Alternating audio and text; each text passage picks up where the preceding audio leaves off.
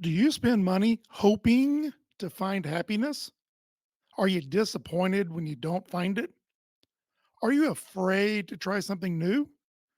Does the thought of doing something hard make you afraid to even try? Well, in this episode, I want to share with you how thinking big and doing something hard just might bring you a little more happiness in your life. And your financial journey might just be a great place to find some happiness in pursuing something hard. Let's talk about it in this episode. This is the Debt Free Dad podcast where we help normal, everyday people like you take control of your finances so you can live a happier, less stressful life. My name is Chris Hawkins, and I will be your host for today's episode. From February of 2006 to September of 2008, my wife and I paid off just under $100,000 in debt, and we've been debt free except for our house for over 15 years. Now, if you've listened to this podcast long enough, you've probably picked up on the fact that I love to read. My self help reading journey began, oh, good gracious, probably back in 2005. And for about 5 years, I think I read every single book that I could get my hands on dealing with personal finance. And eventually, I got into reading other books about other subjects, all dealing with self help, things like goal setting. And the interesting thing is, when I would read a book on goal setting, that would lead me to another book on goal setting and another book on goal setting, and maybe a podcast, maybe a blog, all dealing with goal setting. And then eventually I would move on to a different topic, something like change.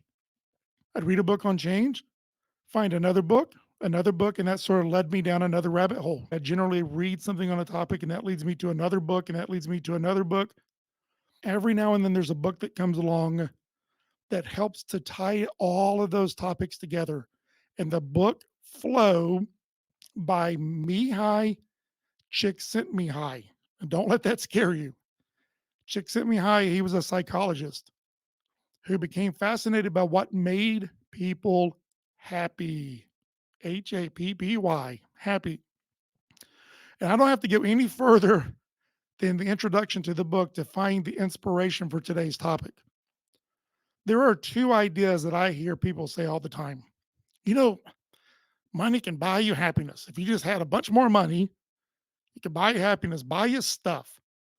And then, of course, you buy something and you realize that doesn't bring happiness. And then it becomes, well, as soon as I get more money, I can buy something else and that's going to make me happy. The other thing I hear people say all the time is that you pursue happiness. Well, Csikszentmihalyi starts off his book by talking about how he became passionate about the subject of happiness. And he discovered that these two ideas, the idea that money, we think that money can buy us happiness, or that happiness is something you can pursue, is not really realistic. And so that he mentions that one day he had an epiphany, kind of an aha moment. And he writes, quote, happiness is not something that happens. It is not the result of good fortune or random chance. It is not something that money can buy or power command. It does not depend on outside events, but rather on how we interpret them. Happiness, in fact, is a condition that must be prepared for, cultivated, and defended privately by each person. People who learn to control inner experience will be able to determine the quality of their lives, which is as close as any of us can come to being happy. So that's the first thing I want to point out there. You can't pursue happiness. Now, he kind of backs this up. He uses a quote from the book Man's Search for Meaning, which is a book written by another psychologist, Viktor Frankl. And Victor writes in this book Don't aim at success. The more you aim at it, the more you're going to miss it. For success, like happiness, cannot be pursued. It must ensue, ensue, ensue, as the unintended side effect of one's personal dedication to a course greater than oneself. So let me kind of put this in context for you. Csikszentmihalyi, he talks about how most of our life is outside of our control. Most of our life is something about external forces. And let me give you a couple of examples. Did any of you out there pick the day you were going to be born? Did you pick who your parents were going to be? Did you pick your DNA, how tall you're going to be, what you're going to look like, where you went to school? There's lots of things that are outside of our control. And so it's real easy for us to assume that because so much of our life is outside of our control, that happiness has to come from outside of ourselves. And he talks about how that through his studies, that even in dark times, even in really, really bad times, people do have glimpses of happiness.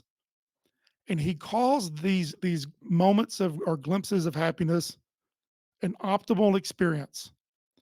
And so I'm going to quote you a little bit more here just so you can help get an idea of what he means.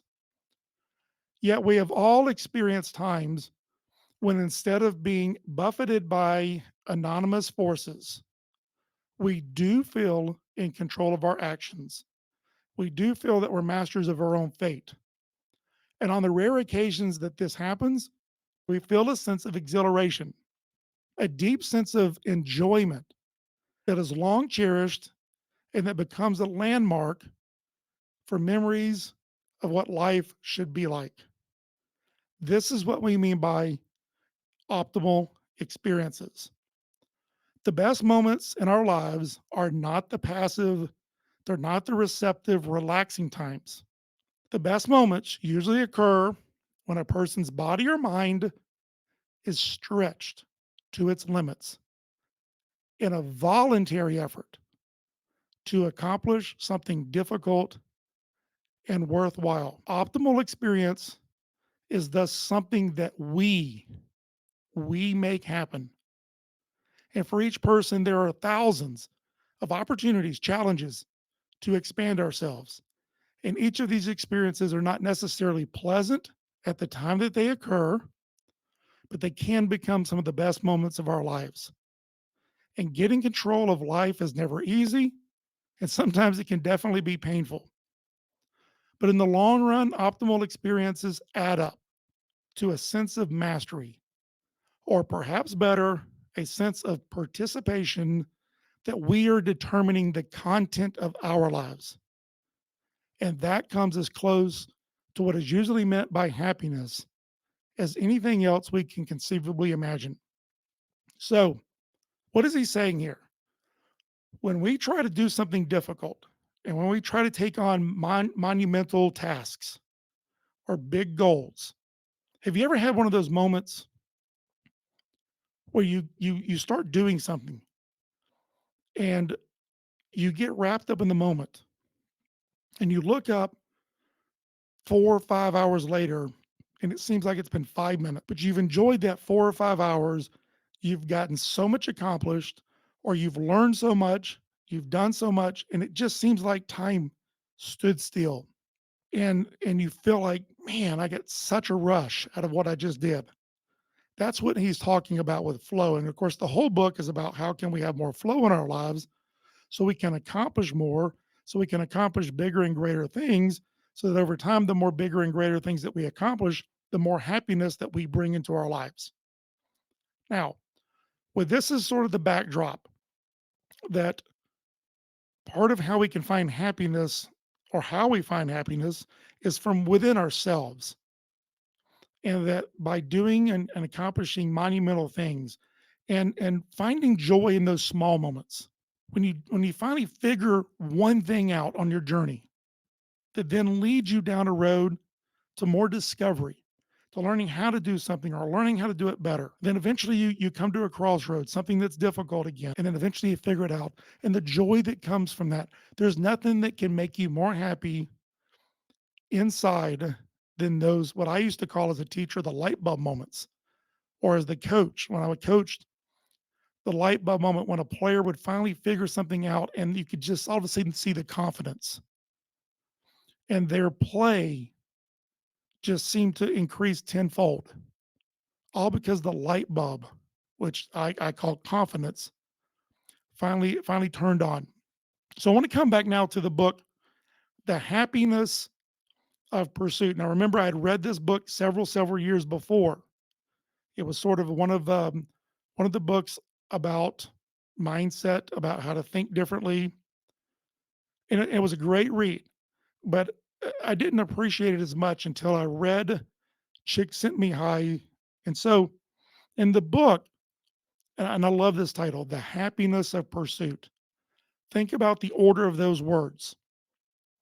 It's basically saying find happiness in pursuing something. And Chris Guillebeau, the author of that book, he talks about how his goal was to visit every country in the world. I personally wouldn't have that as a goal. There's a few countries in the world I wouldn't want to go to. But somehow he made it his goal, and some of them were very difficult to visit, and some of them again, why would you want to go there? It's probably the most unsafe thing you could ever do in the world. But he arranged it somehow through contacts and through letting it be known that this was his journey. But while he was on his own journey, while he was embracing every country that he went to and solving problems on how do I get to that country? How do I get this visa? He learned that there were other people who likewise were trying to accomplish big things and had big goals, and they were stretching themselves. I think there was a story of one guy who made it his goal to take every class that MIT offers. There's a series of courses that MIT offers, and he wanted to go through every one of those courses in a year. That was his goal.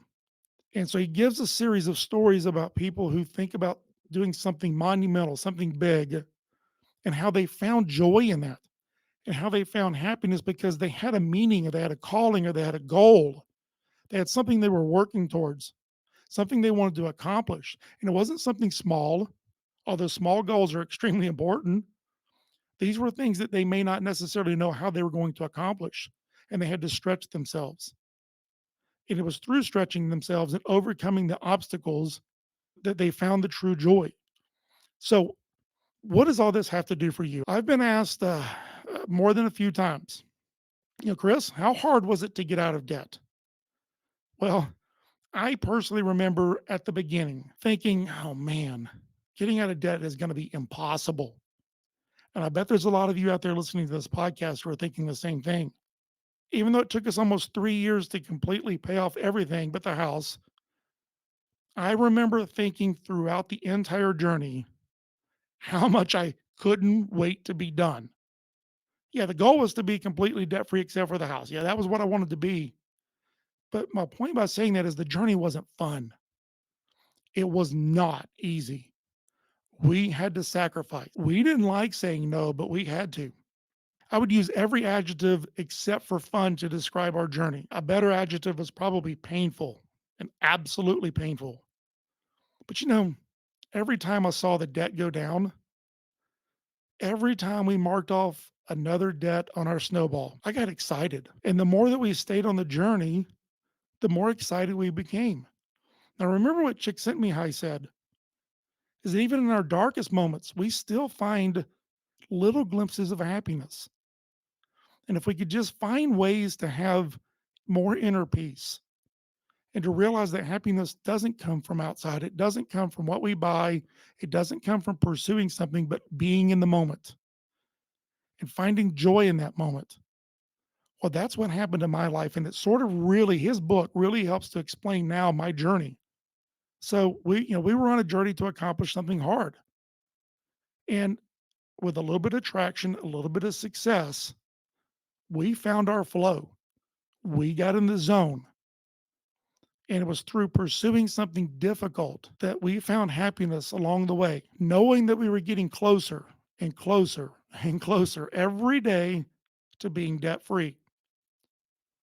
Looking back though, I wouldn't change a thing about the journey. I wouldn't go through it again, but I wouldn't change it.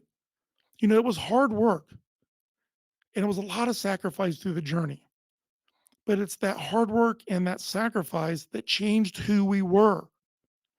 And the more victories we got, the more we felt like we were mastering something, and it made life more exciting.